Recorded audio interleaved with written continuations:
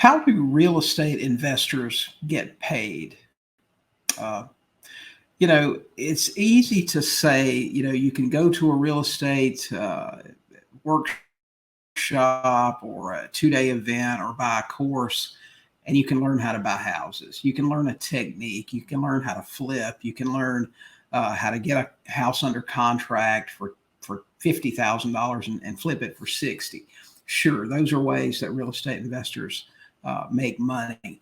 But today, what we're talking about is something a little bit deeper than that. We talk about on-market properties, off-market properties, how you can get the best deals on houses that aren't listed, and that's absolutely true. But there's another aspect to that. It's knowing how to make money on deals that other investors pass up because they don't really know what to do with it. Now, everybody knows the story about the plumber. The plumber that guy has an issue with his water heater, so he calls up a plumber. Plumber comes out, looks at the water heater, taps on it a couple of times. Water heater starts working. Gives the guy a bill for $300. And the homeowner goes, "Wow, $300! All you did was tap on this thing. I could have done that. I need an itemized bill." So the plumber writes out a bill. Service call, $75. Knowing where to tap, $225. So, the money really comes from knowing how to do certain things and why it needs to be done. And it's the same way in real estate investing, really. And we're going to talk about some examples of that today. So the things that you don't know, that's our topic today on the Sub2Deals show.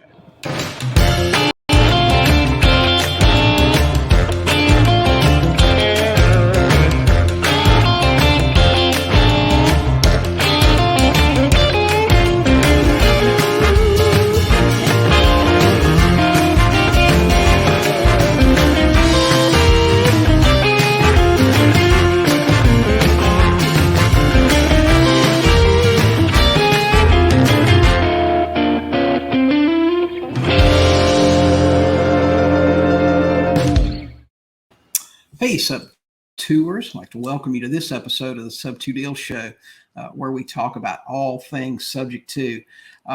Today's episode is brought to you by Big Insurance out of Birmingham, Alabama. Jason and Corey do insurance on property, rental property, rehab properties for investors all across the country. They have a super simple program that's so easy to use. I wish I'd had this 20 years ago when I got started, but they're great guys. Reach out to them at Big Insurance in Birmingham. So they're our sponsors today. Today's episode is about the things that you don't know and how they can make such a difference in the money that you make as a real estate investor. Buying property, whether you're a sub-2 investor, you do creative finance, whether you're a wholesaler, you get stuff under contract, inexpensively and then flip it for a fee, or maybe even if you rehab, you go out and you buy houses, you fix them up, you sell them retail. But those are all ways to make money.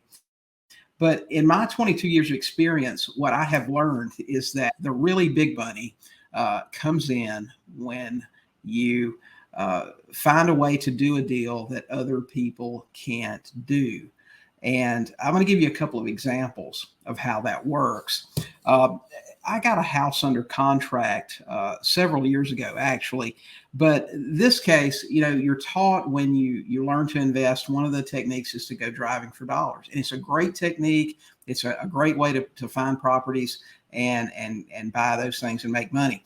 But this particular house was really problematic because I had been driving by this house numerous times for several years and had never been able to make contact with the seller. I finally got a service at the time. It was a background check service, and got that round through, found them. They actually lived just a couple hours away, got them on the phone, and got the story from the guy. And remember, the story is always key in a deal, almost without fail. I almost always will find that the deal is in the story. But anyway, this guy says that, yeah, he said, that used to be my house.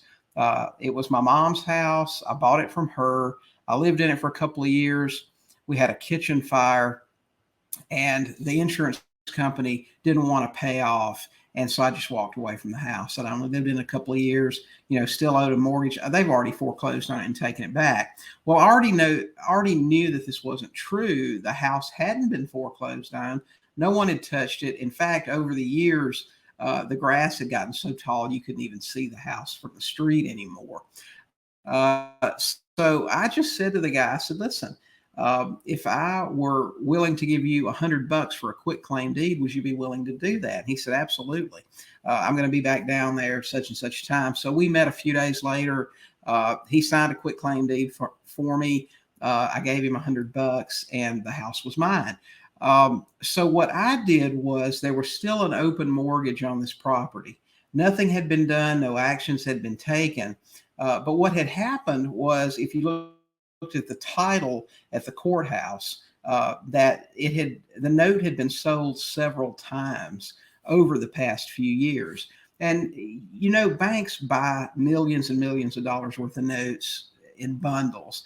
And just somehow, I surmised that just somehow through the course of time and many changes, that this thing had just fallen through the cracks.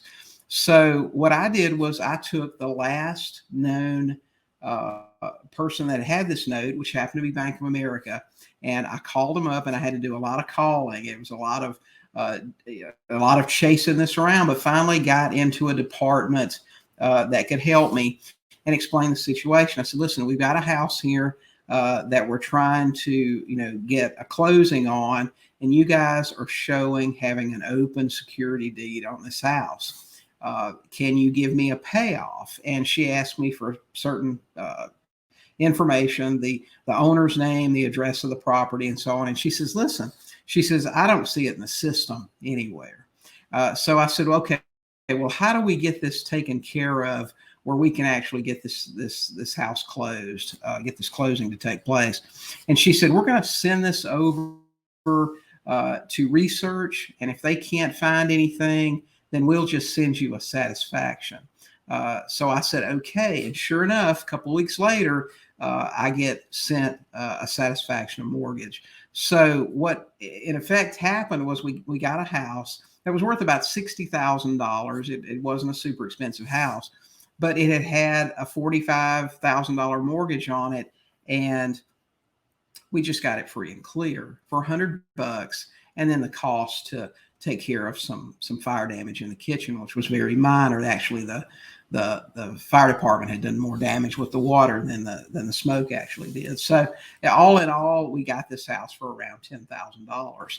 And that's just, it could have been the same thing with a $200,000 house or a $300,000 house. It's really about what you know and not being afraid to ask some questions. Now, think about where you are in your investing. How would you have proceeded with this thing? Would you have said, gosh, we can't find anything on it as far as a mortgage, or we don't have any information. What can we do? You just got to dig a little bit deeper and ask some questions. Here's another really good example of just taking some steps here. We had a student recently that came into our coaching program, and she came on a call, listened to us talk about targeting expired listings. Okay. And if you've ever heard us or anybody else talk about that being a method to get motivated sellers, then you know what I'm talking about. But what happened was she went into PropStream and pulled up expired listings for her location for the last 3 years. Okay. She went pretty far back. Got somebody on the phone, just skip traced them, picked up the phone, started calling, and got a gentleman on the phone that had a house listed. Of course, she got the story. Remember the deals in the story.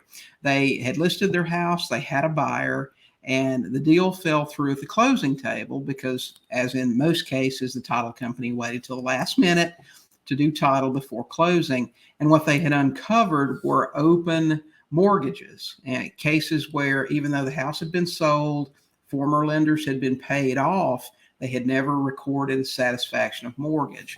Now, my student here, she brought that to the group and said, listen, this guy told me that there's some open stuff out there. They couldn't close. So what do we have to do here? I said, well, all you got to do is pick up the phone, call the lenders, explain the situation. You've got documentation that shows they've been paid off several years down the road, and get those things satisfied. So what happened? She did that. She got her satisfactions of mortgage within just a few weeks and was able to close the deal. As a result of that, she flipped that house in this market and made a $38,000 profit. So again, a case of just knowing what to do. Now, even the title company didn't offer a solution when the seller had his deal fall through a couple of years prior. They didn't even offer a solution. But here you've got somebody that knows a little bit and they know how to get things done. The last example I'll give you is a really good example of operating in just a totally different arena than most investors operate in today. And that's partial interest. After you've been investing for a while, you find yourself interested in things that are a little bit more complex, that have a few more moving parts, because what you'll learn is that deals like that have the potential to make a lot more money. I'll give you an example of the first partial interest deal that I ever did. And this was a case of 5 brothers and sisters that had inherited a house a few years prior. The 4 of the brothers and sisters lived across the country. So they didn't live local, but one brother did. He had lived with the parents and still lived in the house after, both of them passed. The brothers and sisters as a group wanted to sell the house. Of course, the guy living in the house, not making any mortgage payments or anything, didn't want to move. I say mortgage payments, but it was really just taxes and insurance at that point. The house was free and clear. So instead of trying to create a problem around the holidays and trying to force the guy to sell, they just really didn't know what to do. But they knew that they wanted to get rid of this house. They were tired of upkeep. They were tired of taxes and insurance, and they just really wanted to get something done. I negotiated different deals with each one of them and got the house under contract with each one for less than $80,000. This is about a $200,000 house, and it needed just a little bit of work too, but the other brother was living there. So, and all I did at that point was just go up, knock on the door and say, hey, Joe, you and I are partners on this house now. I own 4/5 of it, and I need for you to work with me, either sell me your 1/5, or, we'll have to do something else, make some other arrangements. There are cases in situations like that where you can force a sale. It's called a partition sale, and it's done every day. But a lot of people aren't aware of that you can force somebody to sell property. So all in all, total, the way it turned out, we got that house for about half of its value. And made, if I remember correctly, about an $80,000 profit on it. So you can do things that aren't just cookie cutters. Now, today, I prefer a cookie cutter approach, except for an occasional deal that has a lot of moving parts that can be a lot of fun to do. But the purpose for this episode today was just to point out to you guys that the things you don't know cost you money in your business each and every single day. Things like the ability to do a title search. I think every investor should have the ability to go down and do a title search. It's just a key component in knowing how to get things done on complicated issues and to get things done very quickly. So we're going to share a word with you from our sponsors today at Big, and then we'll be right back. Birmingham Insurance Group is a full-service property and casualty insurance agency, laser-focused on risk management solutions in the single-family residential space. Their master policy program is available in all 50 states and was designed by investors for investors. It provides tailored coverage and competitive premiums, specially for real estate investors, owners, and property managers. Give Jason or Corey a call today at 205-682-8856 or visit them at their website, bhaminsgroup.com. That's BHAMINSGROUP.com. Jason and Corey are great guys. Y'all give them a call, or like I said, they can do insurance for you for sub-twos, rehabs, builder's risk policies. They've got a great program. It's super easy to use. And they're a couple of great guys, so go check them out. Let me close with you guys by just saying, always be learning your business. It's fine if you know how to flip, if you know how to rehab, if you know how to buy subject to, or with seller financing, or any of these things, creative finance wise. Just learning a technique and going out and doing it over and over and over, you can make an awful lot of money. But this business is super interesting, and you can meet a lot of people with a lot of different stories. So always be learning. We just had a coaching student sign up this past week that I spoke to, and we give all of our new students a welcome call, and found out when I was talking to him, this guy's 82 years old, and he's been buying and selling real estate for years. But yet he isn't 100% up on some creative finance techniques and wants to learn some more stuff. So here he is in our coaching group at 82 years old. Always be learning, always be adding to what you know, and learning about new techniques and new things that you can do to keep your business interesting and just make a lot more money. So that's it for this episode of the Sub2Deals show. If you like the show, we hope you'll give us a 5-star rating or review on Apple Podcast, and subscribe to us over on YouTube, our YouTube channel, where we have video versions of this podcast and also some other training that we do all through the week. So until next time, keep talking to sellers and keep buying some houses.